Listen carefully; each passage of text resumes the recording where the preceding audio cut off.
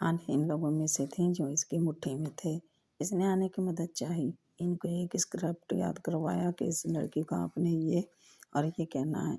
अगर वो वहाँ कहे तब ये कहना, अगर ना कहे तब ये। आने को इसने ये बताया था कि वो इस लड़की को पसंद करता है, मगर वो किसी और को पसंद करती है। आने मान गई। वैसे भी जो बातें उन्होंने इसे कहनी थी, इनमें कुछ भी झूठ नहीं था। अब्दुर्रहमान ने वाकई इसे इस चैरिटी लंच वाले दिन देखा था। डोली इसके आबाई घर का पुराना खादिम था। खादिम यानी servant, civil servant, government servant. वो बेचारा मेजर जिसे इसने बेइज्जत किया था, वो कर्नल गिलानी का बेटा था और हया की वीडियो हटवाने के लिए इसने जहान की मदद की थी। बहरहाल अहम बात यह थी कि वो इनकार करती है या सोचने के लिए वक्त मांगती है। इसने सोचा था कि बेवकदा की गलियों में अपने रफ से जीन्स स्वेटर और बिखरे बालों वाले होलिया में फिरते हुए इसे अपना कोई शनासा नहीं मिलेगा। आखिर बेवकदा के 7,000 रिहायशी अफराद में से हर शख्स तो इसका जानने वाला नहीं था, मगर वो गलत था। वही लड़कियों के साथ अदलार आ गया और जब वो तीनों टहलते हुए मेन बाजार में पहुंचे तो सड़क के अनबस्त में मजमा सा लगा था। बाहर गुल का रेड कारपेट शो। उफ!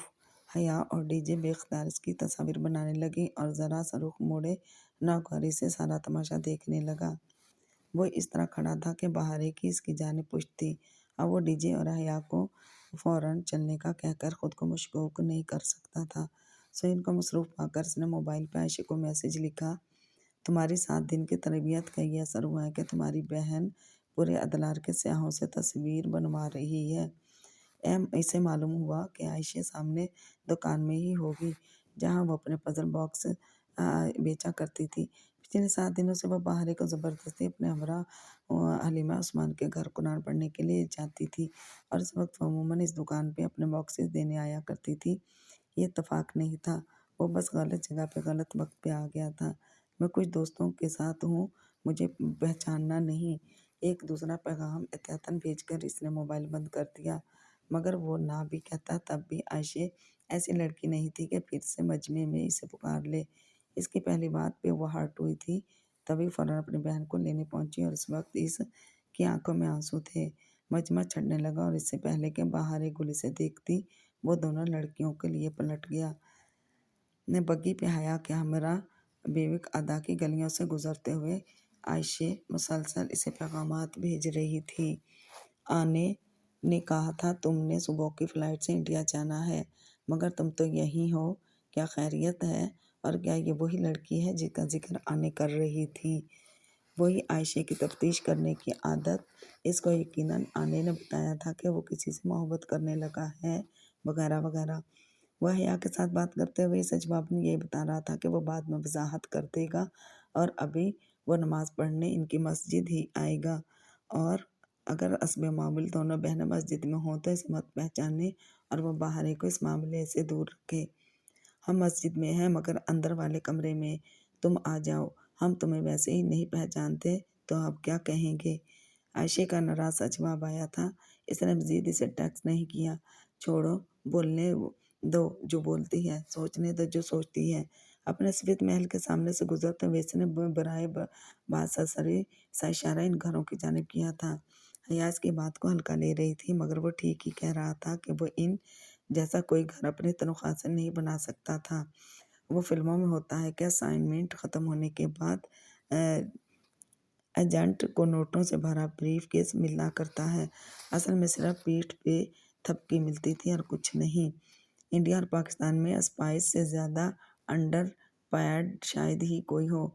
मामूली तनख्वाह और आपके गिरफ्तार होने या मरने की सूरत में फैमिली को माली इमदाद, एक बहुत कलील माली इमदाद देने का वादा बस यही मिला करता था।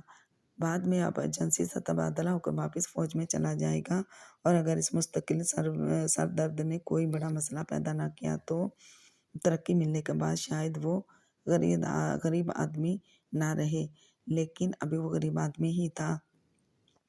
मस्जिद से निकलते हुए हया ने पूछा कि इसने दुआएं में क्या मांगा, तो इसने कहा इसने ज़िंदगी मांगी और वो ठीक ही कह रहा था। ज़िंदगी हो हमेशा मांगा करता था, मगर अभी इसने यही मांगा था कि थोड़ी देर बाद इसकी बीवी एक अमीर आदमी का आलीशान महल देखने के बाद अपने गरीब शौहर को छोड़ने का न सोचे। अपनों का कोई ऐसे इम्तहान लेता है भला। इसे खुद भी अफसोस हुआ, मगर यही तो वो देखना चाहता था कि वो इसके अपनों में से है या नहीं। अलबत्ता वो इसकी ज़िंदगी वाली बात नहीं समझ सकी। वो इसकी पहेलियों की ज़ुबान नहीं समझती थी। हया अबरानी ज़ुबान के लफ्ज़ हवा से निकला है, जो कि अम्मा हवा अलैहिस्सलाम का नाम था। हवा का मानी होता है ज़िंदगी, सो हया का भी यही मानी है। इसलिए अरबी में हया का लफ्ज़ी मानी तरोताज़गी और शादबी कहा जाता है, क्योंकि ये दोनों चीज़ें ज़िंदगी की अलामत होती हैं। इसी से लफ्ज़ हयात ज़िंदगी और अल्लाह ताला की सिफ़तुल हई हमेशा ज़िंदा रहने वाला है। इसका इस्तिलाही अमूमन शर्म और मोस्टली चिश्ती इसलिए कहा जाता है क्योंकि शर्म इंसान की अखलाकी ज़िंदगी और किरदार को तरोताज़ा और ज़िंदा रखती है। हया में इंसान के लिए ज़िंदगी होती है, मगर वो नहीं समझ सकी। वो इसकी ज़ुबान समझ ही नहीं सकी थी। चलो कभी ना कभी वो इसे अपनी ज़ुबान भी समझा देगा। इसने आदत के मुताबिक सब कुछ प्लान किया था। बंदरगाह पे जिस बच्चे को हया का पर छीनने आना था, वो इसकी हदायत के मुताबिक बालों में लगाने वाली मोतियों की मालाएं लेकर ही आया था। जिस वाहिद चीज़ के लिए वो रुकेगी, वो इसके बालों की खूबसूरती में इजाफा करने वाली कोई चीज़ ही होनी चाहिए थी। और जितनी जल्दी रद्द-ए-अमल ज़ाहिर करने वाली वो लड़की थी, वो जानता था कि वो अपने पासपोर्ट और आईडी कार्ड के लिए ज़रूर भागेगी। हाँ, इसे अच्छी तरह पता था कि हया के इस गोल्डन क्लच में इसके कौन-कौन से कागज़ हैं। सब तवक्का वो इस बच्चे के पीछे भाग पड़ी। हस्बे तवक्का वो इस बच्चे के पीछे भाग पड़ी। कभी जो ये लड़की रद्द-ए-अमल ज़ाहिर करने से पहले 2 मिनट सोचे, मगर पता नहीं क्यों इसे इसकी यही बातें अच्छी लगने लगी थीं। कम अज़ कम वो बाहर से भी वही थी जो अंदर से थी। हाँ, वो इस पे यकीन करने लगा था। जब वो दोनों दोबारा थाने में मिले तो वो रो रही थी। पता नहीं वो किस बात पे रो रही थी। आने से अभी जहान की बात नहीं हुई थी। वो नहीं जानता था कि इसने आने को क्या कहा होगा, मगर इस रोज़ पहली दफ़ा इसने पूरे इस्तेकाक से अपनी बीवी को झिड़का था। इसे लगा था हया ने अपने गरीब शौहर को नहीं छोड़ा। इसका कार वाले इस लड़के से कोई ताल्लुक़ नहीं है। इसको अब्दुर्रहमान या इसकी जाओ हशमत से भी कोई सरोकार नहीं है। वो वाक़ई जहान के साथ रहना चाहती है। सो बस ये ड्रामा ख़त्म। रात आने से बात पे इसी शय की तस्दीक करने के बाद इसने हाशिम को कहा कि वो मज़ीद इस लड़की का पीछा नहीं करेगा। मामला ख़त्म हो चुका है। बहुत आज़मा लिया इसने। इससे ज़्यादा आज़माएगा तो इसका गुनाहगार हो जाएगा। हाशिम फ़ोन पे अपने बेटे की बीमारी का ज़िक्र कर रहा था, मगर इसने कोई दिलचस्पी नहीं ली। होटल ग्रैंड का पैसा इसका ज़ाती पैसा न था। ज़ाती तो इसके पास कुछ नहीं था, और हाशिम सदा का जुआरी। अपनी सारी जमा पूंजी तो वो जुए में लुटा आता था। फिर वो क्यों है इसकी मदद करे। अपनी तय इसने बात ख़त्म कर दी। तभी आयशे का मैसेज आया। मैंने आने से पूछा था, वो कह रही हैं कि तुम सुबह की फ़्लाइट से इंडिया चले गए थे। वैसे इतने सारे लोगों से एक वक्त में इतने सारे झूठ बोलते हुए तुम्हें कभी अफसोस नहीं होता? नहीं। इसने एक लफ्ज़ी जवाब भेजकर ARP वाली सिम बंद कर दी। यह आयशे भी ना किसी दिन मरवाएगी इसे। अगले ही रोज़ इसने हाशिम को अदलार भेजा। वो इस वक्त तक इस दुकान पे खड़ा रहा जब तक कि आयशे नहीं आ गई। आयशे के आते ही हाशिम इससे मिला और इसने पीछे चौखटों वाले पज़ल बॉक्स का ऑर्डर लिखवा दिया, और चौखटे भी वो जिन पे तुर्क की बजाय अंग्रेज़ी हरूफ तहज्जी हों। साथ में इसने अब्दुर्रहमान को बताने से सख्ती से मना भी किया। वजह साफ थी, इसे वो पज़ल बॉक्स हया को देना था, जैसे वो अपनी मालूमात और क्लासिफाइड डॉक्यूमेंट्स एक एजेंट से दूसरे को मुंतकिल करने थे कि कहीं किसी लॉकर में कुछ छोड़ दिया या ट्रेशन कैन में, और बाद में किसी दूसरे एजेंट ने आकर से उठा लिया, ताकि किसी एजेंट को मालूम ना हो सके कि इसका दूसरा साथी कौन है, और पकड़े जाने की सूरत में वो अपने साथी के लिए कोई ख़तरा ना बने। इसने भी अपनी असलियत बताने के लिए किसी ऐसे ही ट्रेसर हिंट का सोचा था। खुद आमने-सामने वो कभी नहीं बताएगा। इसकी बीवी को इसको समझकर इसे खुद ढूँढना चाहिए। नहीं, वो इसे आज़माया नहीं रहा था। वो तो बस अपने अंदाज़ में बात पहुँचा रहा था। हाँ, मगर जब वो पज़ल बॉक्स इस तक पहुँचेगा और बिलफ़र्ज़ किस तरह इसने अदलार तक इस बॉक्स के बनाने वालों को ट्रेस कर लिया, तो वहाँ से वो महज़ इतना जान पाएगी कि ये काम अब्दुर्रहमान के अलावा किसी का भी हो सकता है। बस अब्दुर्रहमान इसमें मुलव्विस नहीं है। हया इसको तलाश करे, ये वो चाहता था। मगर वो उसकी जासूसी करे ये वो हरगिज़ नहीं चाहता था। अगले चंद रोज़ खैरियत से गुजर गए। वो एग्ज़ेक्युटिव होकर बस अपने रेस्टोरेंट और घर तक महदूद हो गया था। इन्हीं दिनों से इस लड़की का ख़्याल बार बार आता रहा जो इसने सांची में देखी थी। वो उसको पहले भी देख चुका था। इसे याद था कि पिछले साल सांची के कुछ स्टूडेंट्स इंटर्नशिप प्रोग्राम के तहत होटल ग्रैंड आए थे और चंद हफ्ते उन्होंने वहाँ काम किया था। इसने कंप्यूटर में सारा डाटा खोला और एक एक नी को चेक करते हुए बिलाखिर वो इसे मिल ही गई। हाले नूर जो लग रहे लो रूमी फोरम की एक कारकुन। इसका फ्लड रिकॉर्ड भी काफ़ी अच्छा था। वो इसकी एम्प्लॉय थी और अपने हर एम्प्लॉय का सारा बायोडाटा वो अपने पास रखता था। अपने हर मुलाजिम को पहचानता था मगर इसके हर मुलाजिम ने इसे नहीं देख रखा था। वो होटल मालकान की तरह प्राइवेट लिफ्ट इस्तेमाल करता था और निचले दर्जे के ओहदों पे काम करने वाले मुलाजिमों की इससे मुलाकात न थी और इंटरनेट से कहाँ इसका राब्ता हो पाता था। फिर भी शायद यूं ही आने जाने इस लड़की ने इसे देख रखा हो। वो इसी डरम ब्लॉक से निकल रही थी जो हया का था। हो सकता है वो वहाँ किसी काम से आई हो और इसका अपना ब्लॉक कोई दूसरा हो और इसका हया से कोई राब्ता ना हो और इसने कभी होटल ग्रैंड के ऑनर्स को ना देख रखा हो। फिर भी आइंदा वो समाची जाते हुए एहतियात करेगा वरना दुनिया वाकई बहुत छोटी थी। चंद दिन बाद एक सुबह वो बर्गिंग के किचन में काम कर रहा था तो एकदम से इसके सर में बहुत शदीद दर्द उठने लगा। यह दर्द इसे बहुत चिड़चिड़ा भी बना देता था। सारा मूड खराब हो जाता। अब भी यही हुआ। वो तलखी भरे अंदाज में जोर से खटखट करता गोश्त काट रहा था। पिछले एक हफ्ते से कब्जा माफिया के कुछ लोग इसको तंग भी कर रहे थे। रेस्टोरेंट की लीज का मामला था और पाशा बे के साथ इनकी कोई तलखी हो चुकी थी। ऐसे में इसे अपने रेस्टोरेंट की सिक्योरिटी के लिए अप्लाई करना था मगर इससे कबल वो कोई ठोस वाक़या ऐसा चाहता कि जिससे इसका केस आसान हो जाए और इरादा था कि आज पहर में कुछ अपने आदमियों से रेस्टोरेंट में तोड़ फोड़ करवा कर सिक्योरिटी क्लेम इंश्योरेंस क्लेम दोनों हासिल कर लें। ऐसे वक्त में इसे मौके से हट जाना चाहिए और अभी वो ये सोच ही रहा था कि हया डीजे आ गई। वो टॉप कपी जाना चाहती थी। थोड़ी सी पस पेश के बाद वो इनके साथ चल पड़ा। सर का दर्द बुखार में तब्दील होता गया मगर वो इनका साथ देता रहा। फिर डीजे को भी सर दर्द की शिकायत होने लगी। वो वापस जाना चाहती थी। इसके जाने के बाद वो दोनों टॉप कपी के अकबी बरामदे में आ बैठे। हया ने कहा भी कि वो वापस चला जाए मगर अभी रेस्टोरेंट पे स्टेज सालट होना था। अभी वो कैसे वापस जा सकता था। अलबत्ता सर दर्द के बायस वह हया की शाल तान कर लेट गया। इसको नींद वैसे भी मुश्किल से आती थी। फिर अभी एक ब्लैक प्लस पर्दा कैसे हो सकता था। ये यूं ही लेटा रहा। तभी इसने महसूस किया कि इसे एक जीनत नीचे बैठी हया ने गर्दन मोड़कर से देखा है। शायद ये जानने के लिए वो सो रहा है या नहीं। वो ज़रा सा खटक गया। इसने आंखों से बाजू ज़रा तिरछा करके देखा।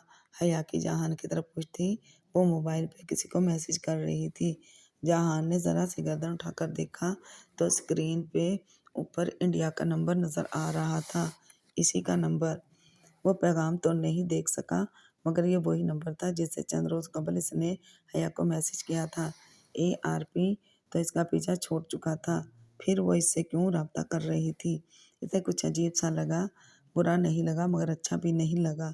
चंद मिनट ठहर कर उसने बाएं हाथ से जींस की जेब से मोबाइल निकाला। हयास के दाएं जानिब एक जीना नीचे बैठी थी सो वो कुछ नहीं देख सकती थी। इसने इस तरह लेटे लेटे इंडियन सिम ऑन की। फिर ज़रा सा चेहरा मोड़कर एक्सपंज स्टूडेंट का नंबर डायल किया। वो जानता था वो इसके सामने बात नहीं करेगी और वाकई वो कॉल आते ही उठकर मंडेर तक चली गई। वहीं शॉल गर्दन से ऊपर तक लिए आंखों पर बाजू रखे वो हैंड्स फ्री से इसे कुछ देर बात करता रहा। हया अगर इस वक्त इसे देख रही होती तब भी ना जान पाती कि इसके लब हिल रहे हैं और इसने फ़ोन क्यों किया। वो चाहती थी कि अब्दुर्रहमान इसके कज़न की मदद करे। इसकी बात सुनकर जहान बेख्तियार हंस पड़ा। मदद का वादा करके इसने फ़ोन बंद कर दिया। हया वापस आकर बैठ गई। कुछ मस्तरब सी थी। खैर पाकिस्तान अपने प्लान के मुताबिक से रेस्टोरेंट से कॉल आने लगी। انہیں جانا پڑا۔ جب وہ واپس ریسٹورینٹ پہنچے تو توڑ پھوڑ دیکھ کر اسے احساس ہوا حیا سے عبدالرحمن پاشا کی حرکت سمجھ رہی تھی۔ اس کے چہرے کے تاثرات کچھ ایسے ہی تھے۔ چلو یہ بھی ٹھیک تھا، اسے سبق مل گیا ہوگا کہ اپنے مسائل حل کروانے کے لیے دوسروں کا رخ کبھی نہیں کرتے۔ وہ 2 بار پھر سمانچی نہیں گیا۔ باہر کے دن شروع ہوئے اور سارا استنبول مہکنے لگا۔ ایسے ہی ایک دن وہ گھر پہنچا تو حیا آئی ہوئی تھی، مگر اکیلی نہیں تھی۔ اس کے ہمراہ 3 لڑکیاں تھیں اور ان 3 لڑکیوں میں حالے نور کو دیکھ کر اس کا لمحے بھر کو سانس ہی رک گیا۔ حالے نے اس کے سلام کا جواب دے کر بغور اس کو دیکھا تھا۔ وہ بنا مزید کچھ کہے کچن میں چلا آیا۔ یہ لڑکی جس کا تعلق ہوٹل گرینڈ سے رہ چکا تھا، اس کو اس گھر میں زیادہ دیر نہیں ٹھہرنا چاہیے تھا۔ اب ان کو کیسے نکالے یہاں سے؟ بڑی مصیبت سے بہتر چھوٹی مصیبت ہوتی ہے۔ اس نے چھوٹی مصیبت لے لی۔ اس نے ترک میں وہ تکلیف دہ الفاظ جب کہے تو ممی تو شاکڑ رہ گئیں، مگر وہ لڑکی بھی چونک گئی۔ لاؤنج تک کچن کی ساری باتیں سنائی دے رہی تھیں۔ 5 منٹ بھی نہیں گزرے اور وہ چاروں وہاں سے چلی گئیں۔ یہ کیا بدتمیزی تھی جہان، ممی ابھی تک شستر تھیں۔ وہ اسکارف والی لڑکی مجھے کسی اور حوالے سے جانتی تھی۔ میری بیوی کی وجہ سے میرے کور کو نقصان پہنچنا تو میرا کورٹ مارشل ہو جائے گا ممی۔ اوہ، وہ خاموش ہو گئیں، مگر وہ خوش نہیں تھیں۔ اس نے سوچا تھا وہ پھر حیا سے معذرت کر لے گا جیسا کہ ہمیشہ ہوتا تھا، مگر موقع ملنے سے قبل ہی وہ انقرہ چلا گیا۔ وہاں کچھ کام تھا اور جس دن وہ واپس آ رہا تھا اسے ایئرپورٹ پہ حیا کا میسج ملا۔ D J Taksim first aid میں ایڈمٹ تھی، اسے برین ہیمریج ہوا تھا۔ وہیں ایئرپورٹ سے اس نے ٹاکسم فرسٹ ایڈ میں ایک جاننے والے کو فون کیا۔ ڈی جے کا بیری اینورزم پھٹا تھا۔ اس نے جلدی سے حساب لگایا۔ اس سب کا مطلب تھا کہ اس کے پاس صرف چند گھنٹے تھے۔ اسے یاد آیا وہ ٹاپ کبھی میں سر درد کی شکایت کر رہی تھی۔ وہ پرانے چہرے والے ایئرپورٹ سبیہ گورچن ہولانی سے آیا تھا۔ سو یورپی استنبول پہنچتے ہی وہ سیدھا ٹاکسم آیا اور وہاں سے حیا کے پاس۔ اس کے حساب کردہ گھنٹے ختم ہونے کو تھے۔ کسی بھی وقت وہ ڈی جے کی موت کی خبر دے دیں گے، پھر باڈی کلیئرنس کروانے میں وقت لگے گا۔ باڈی پاکستان جائے گی، ظاہرہ حیا بھی ساتھ ہی جائے گی، یعنی 2-3 دن تو کہیں نہیں گئے اور موت کی خبر ملنے کے بعد وہ کچھ نہیں کھائے گی۔ حقیقت پسندی سے تجزیہ کرتے ہوئے اس کو صرف حیا کی فکر تھی۔ وہ جلدی سے کینٹین گیا اور اس کے لیے جوس اور سینڈوچ لایا۔ اسی اثنا میں ڈاکٹر باہر آ گیا اور خبر بھی باہر آ گئی۔ پھر بھی اس نے یہ خبر حیا کو تب دی جب وہ تھوڑا بہت سینڈوچ کھا چکی تھی، اور کاش وہ آخری بندہ ہوتا جو اس کو یہ خبر دیتا۔ وہ 2-3 دن بہت تکلیف دہ تھے۔ اسے ڈی جے کی موت کا بہت افسوس تھا، لیکن اپنی جاب کے دوران اتنے لوگوں کو اپنے سامنے مرتے دیکھا تھا کہ ڈاکٹرز کی طرح وہ بھی ذرا مومنین ہو چکا تھا۔ مگر حیا کو روتے دیکھ کر اسے تکلیف ہو رہی تھی۔ وہ جو سمجھتا تھا کہ جیل کے ان تاریک دنوں نے اس کے اندر سے ساری حساسیت کو نگل لیا ہے، تو شاید وہ غلط تھا۔ اسے تکلیف ہو رہی تھی، بہت زیادہ، ڈی جے کی موت سے بھی زیادہ۔ باڈی کلیئرنس ملنے سے قبل وہ حیا کے ہمراہ سمانچی گیا تھا۔ حالے نور سمیت اسٹوڈنٹس کی اکثریت اسپرنگ بریک پہ جا چکی تھی۔ ڈی جے کی چیزیں اس نے حیا کے ساتھ ہی پیک کروائی تھیں۔ اس کے رجسٹر اکٹھے کرتے ہوئے وہ بھیگی آواز میں کہہ رہی تھی کہ ڈی جے اپنے نوٹس یا رجسٹرڈ فوٹو کاپیئر پہ بھول جاتی تھی، اس لیے وہ فوٹو کاپیئر تک گیا تھا کہ اس کا اگر کچھ رہ گیا تو وہ بھی اٹھا لائے۔ مگر جب وہاں رکھے ڈی جے کے رجسٹر کا پہلا صفحہ اس نے پلٹا، یا تو اس پہ بڑا بڑا کر کے یونانی فلسفی ہیراکلتس کا ایک قول لکھا تھا: "Into the same river no man can enter twice." ہیراکلتس۔ وہ کچھ دیر سوچتا رہا، پھر رجسٹر وہیں چھوڑ کر واپس آ گیا۔ حیا اس وقت ذہنی طور پہ اتنی ڈسٹرب تھی کہ اس کو کچھ پوچھنے کا ہوش نہیں تھا۔ بعد میں وہ واپس آ کر رجسٹر لے گئی تو اس قول کو ضرور پڑھے گی۔ وہ اسے اپنے پزل باکس کے اوپر پہلی کے طور پر لکھ سکتا تھا۔ ڈی جے فلسفے کی طالبہ تھی تو شاید حیا بھی اس فلسفے کے پس منظر سے واقف ہو۔ شاید ممی کے مجبور کرنے پہ وہ اپنے کنٹرولر سے اجازت لے کر حیا کے ہمراہ پاکستان آ گیا۔ وہی موقع جس سے وہ بھاگتا تھا بالآخر سامنے آ ہی گیا تھا، مگر صرف حیا کے لیے اس نے یہ کر لیا۔ اپنے ماموں کے سامنے آج بھی وہ خود کو کمزور محسوس کرتا تھا۔ ان کی باتیں سننا، ان کے تیور برداشت کرنا، وہ کچھ بھی تو نہیں بھولا تھا، लेकिन अब इसके सिवा कोई चारा भी तो ना था। हया तो सीधी अपनी मम्मी के साथ डीजे की तरफ चली गई। वो सलमान मामू से मिला और कुछ देर हया वगैरह के लाउंज में इनके साथ बैठा रहा। मामू जरा दिखाई से मिले थे। सर्द अंदाज। ठीक है, वो भी तो इसी तरह मिला था। सबीन ठीक है, इसको भी ले आते। अब्बा की वजह से नहीं आ सकती थी वो। अच्छा। और खामोश। बस इसी तरह की चंद बातें करके मुलाजमा से इसका कमरा दिखाया। वो नीचे वाला एक कमरा था। इसने पूछा कि अगर इसे कोई ऊपर वाला कमरा मिल जाए तो। मुलाजमा ने फौरन इसका सामान ऊपर वाले गेस्ट रूम में रख दिया। वो किसी के भी घर रहता, हमेशा ऊपर वाली मंजिल में ठहरता। ऊपर से नीचे पूरे घर का जायजा लेना आसान होता है। आपका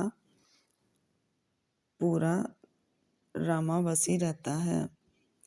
फरार का रास्ता भी मिल जाता है। आसपास के घरों पे नजर रखना भी सहल था। दोपहर में वो सो नहीं सका, बस टेरेस से इधर उधर देखता रहा। मस्जिद किधर है? कॉलोनी से निकलने के रास्ते सेक्टर के मरकज की सिमत।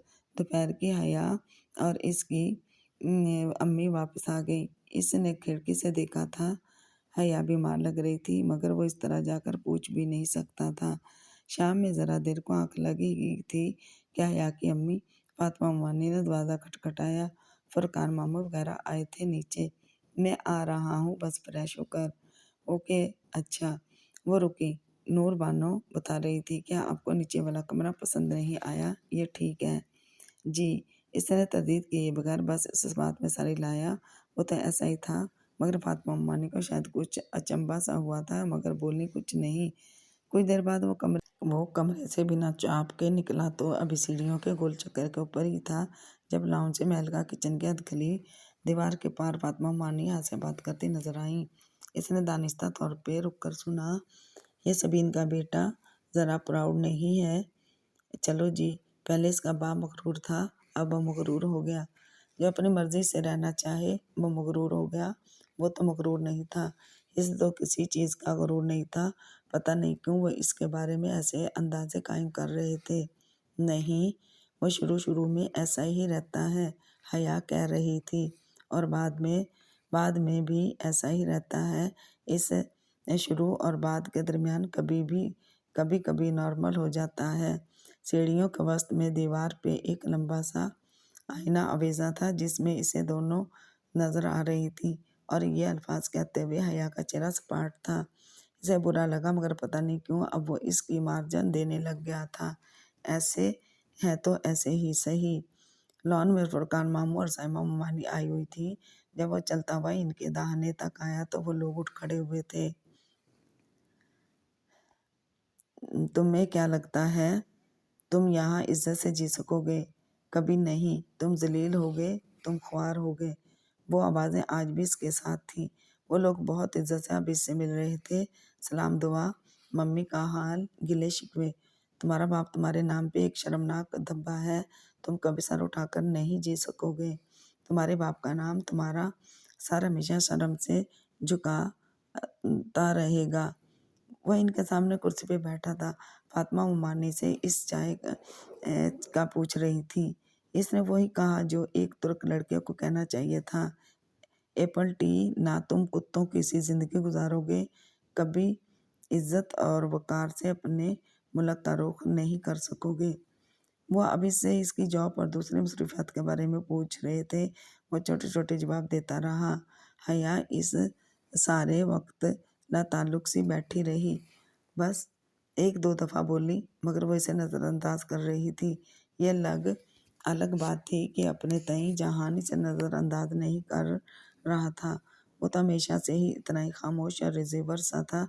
अलबत्ता अपने मामूओं के लिए इसके दिल में नरम गोशा नहीं था। हाँ, नहीं था। वो बहुत आला ज़र्फ, जिन बातों ने एक अरसा इसको और मम्मी को डिस्टर्ब रखा। इनके कहने वाले तो बड़े मज़े से अपनी ज़िंदगी में मेंटेन मगन थे। किसी को कोई गर्ज नहीं थी कि सबीन सिकंदर और जहान सिकंदर का क्या बना है, क्योंकि इनके नामों के साथ सिकंदर लगता था। वो पहली मुलाकात में इनसे कोई ख़ास बात न कर सका। इससे हुई ही नहीं। कोई ज़ख्म भरने में वक्त लगता है, और इसका वक्त अभी पूरा नहीं हुआ था। चूँकि वो तुर्क शहरी के तौर पे आया था, इसलिए इसकी हरकत तो उसकानत अपने कवर के मुताबिक थी।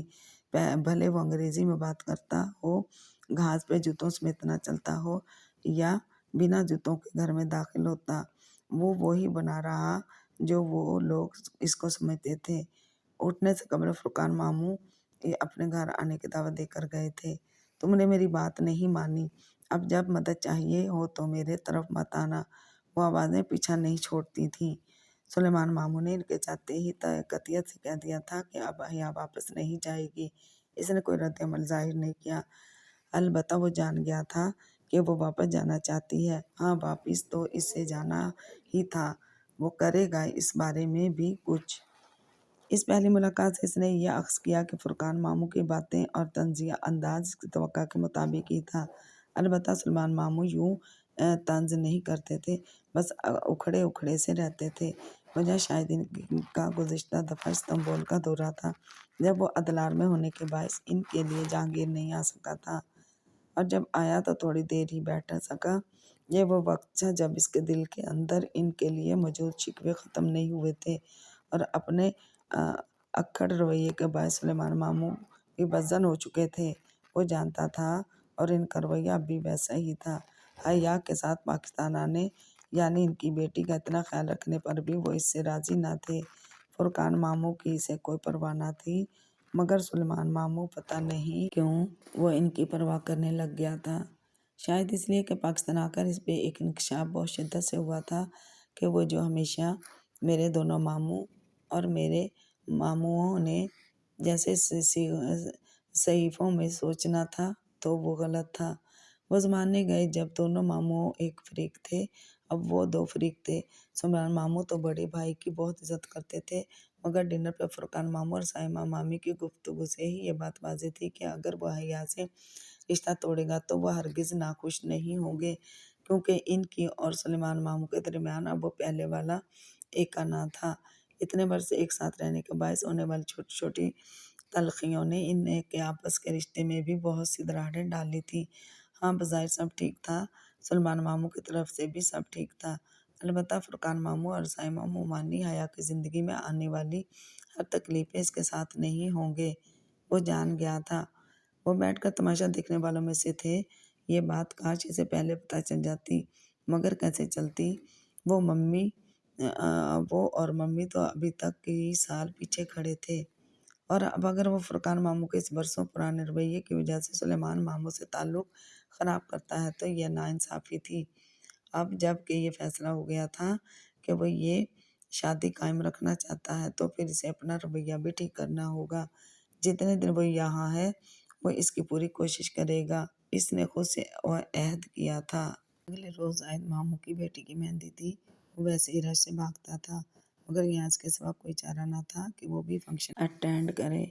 इस पे मुस्तज़ाद फातिमा मानी इसके लिए कुछ कुर्ते वगैरह ले आई थी।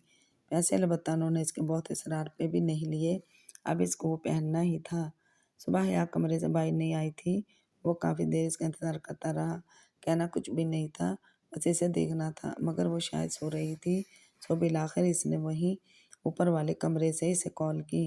वो इसे इस पज़ल बॉक्स के बारे में बताना चाहता था, मगर मजाल है जो वो लड़की किसी की बात पूरी सुने। इसने हस्बे मामूल इसको लानत मलामत करके फ़ोन बंद कर दिया। अब क्या करे? खैर, पज़ल बॉक्स इस तक वो पहुंचा ही देगा किसी न किसी तरह। हमाद ने तो सुनते से ही इनकार कर दिया। माफ़ करना, मगर मैं इनकी खुशी-गलाकी सह नहीं पाऊँगा, मुझे माफ़ रखो भाई। मगर वो जानता था कि जब वो इसरार करेगा तो हमाद को मानते ही बनेगी, और यही हुआ। वो मान गया। बस ये आखिरी दफ़ा है, फिर नहीं। शाम में वो फिर से हया को ढूंढ रहा था। दोनों की कोई ख़ास बात नहीं हो सकी थी पाकिस्तान आकर। अब इसके पास यही बहाना था कि वो इससे फ़्लाइट्स का पूछ लेगा। ग्रेट। वो इसे यही पूछने फुरकान मामू के घर आया था, और इसे इस वक्त वो सीढ़ियों से उतरती दिखाई दी। बहुत सी लड़कियां अच्छे कपड़े पहनती हैं, मगर इसकी चाल की बेनियाज़ी किसी मलका की तरह सहज उतरना वो वाकई बहुत खूबसूरत थी। मगर हाँ, यही मगर हर दफ़ा आ जाता था। जिस वक्त वो सीढ़ियाँ उतर रही थी, वहाँ आसपास कितने ही कज़न्स घूम रहे थे। सब इसको लगा है गाहे बगाहे देख रहे थे, और यहीं आकर इसकी पेशानी पर बल पड़ जाया करते थे। वो इससे कोई बदतमीज़ी नहीं करना चाहता था, मगर इस वक्त जब वो बात करते हुए इसके साथ आ खड़ी हुई तो जाहिद मामू की छोटी बेटी सना इनकी तस्वीर खींचने लगी। वो जानता था कि ये लड़की फौरन इसे ये तस्वीर फेसबुक पे लगा देगी और ऐसी बदहतियाती और वो अफोर्ड नहीं कर सकता था। सो सना को ज़रा सा डांट दिया। अब वो दोबारा इसकी तस्वीर खींचने का सोचेगी भी नहीं और हस्बे मामूल इसके किसी और मकसद के लिए किए जाने वाले अमल से आखिर में हट हया हुई थी। मेहंदी के फंक्शन में वो फरकान मामू के साथ बैठा रहा था। वो एक दफ़ा फिर वही पुराने किस्से लेकर बैठ गए थे। किस तरह उन्होंने सबीन की मदद करनी चाहिए, मगर किस तरह सबीन ने मदद नहीं ली। वो खामोशी से सर हिलाता रहा। कोई एतराज़ नहीं, कोई इख्तलाफ नहीं। कमांडो ट्रेनिंग के दौरान एक मरहला ऐसा हुआ करता था जिस पे लड़के ज़बत हार देते थे। वो तब हारते जब ट्रेज़ इनके मुंह पे थूकता। इसके एक दोस्त ने ऐसे मौके पे अपने ट्रेनर्स को तमाचा दे मारा था। सो इसी वक्त से बता दिया गया कि वो कमांडो नहीं बन सकता। जहान के मुंह पे भी ऑफिसर ने थूका था। वो खामोशी से खड़ा रहा। एक दफ़ा, दो दफ़ा, कई दफ़ा थूका गया, गालियां दी गई, मगर इसने सब्र ना हारा और वो वापस हो गया। अब भी इसने खुद को ऐसे ही पास कर दिया था।